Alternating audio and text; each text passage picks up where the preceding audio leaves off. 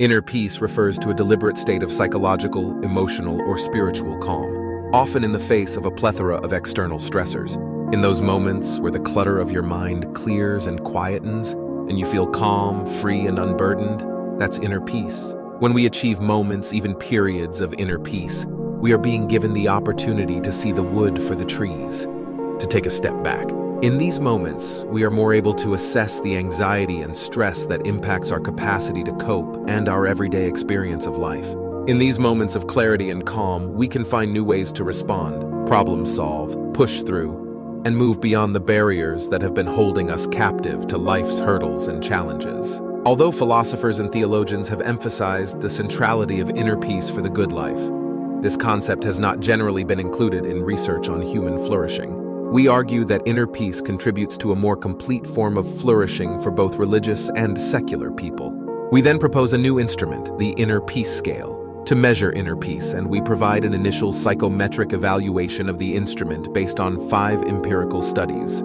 We distinguish our scale from related measures, such as contentment, serenity, or tranquility. Our engagement with literature from the social sciences and the humanities, along with our research findings, suggests that inner peace is comprised of 3 dimensions: acceptance of loss, transcendence of hedonism and materialism, and inner balance and calmness. Greater attention to the dimension of transcending hedonism and materialism may prove especially helpful in advancing the field, particularly in consumeristic societies. But what is inner peace? There is a metaphor that has often been used to describe deep inner peace. The inner world of the mind is like a calm, quiet, and clear lake.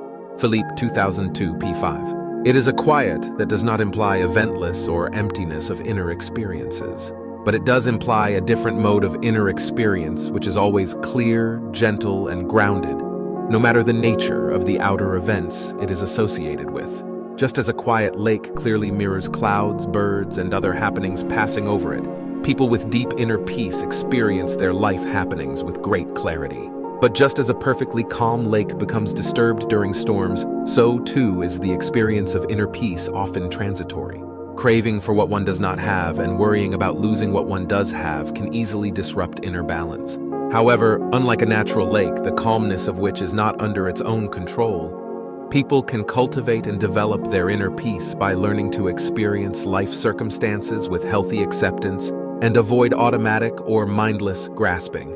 We define inner peace as a calm and balanced mental state and disposition, one characterized by an attitude of healthy acceptance and an absence of unhealthy grasping. The state of inner peace may be present in all life circumstances, including challenging or disturbing situations. A skillful ability to accept the inevitable losses that are an inherent part of the human condition, along with an avoidance of undue fixation on transitory pleasures and things, fosters a calm and balanced mind. Inner peace has been known by many names across virtually all cultures, both as a desirable end state of being and as a virtuous disposition worthy of lifelong cultivation through specific practices. It has been called the virtue of good temper by Aristotle, and the highly sought state of mind known to ancient Greeks as apatheia, literally without passion or without suffering, but not indifferent.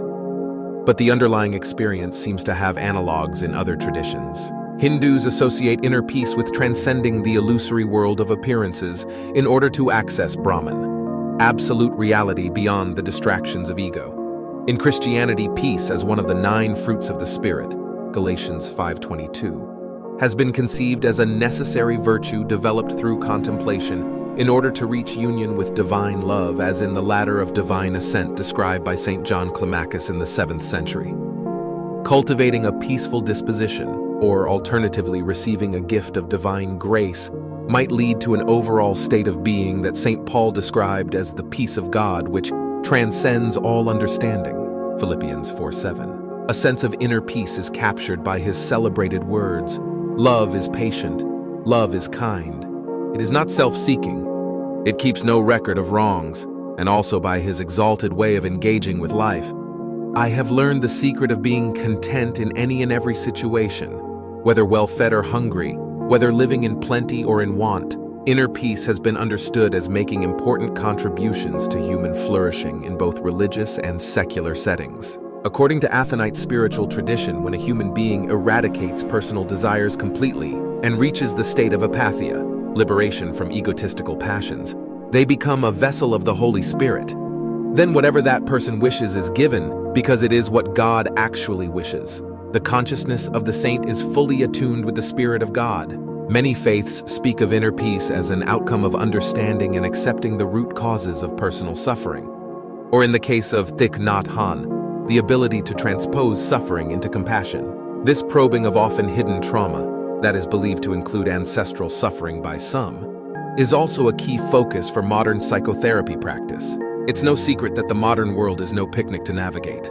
Our mental health is collectively suffering, with more of us than ever before requiring support for stress-related issues, anxiety, and trauma. There is an exponentially growing global suicide rate.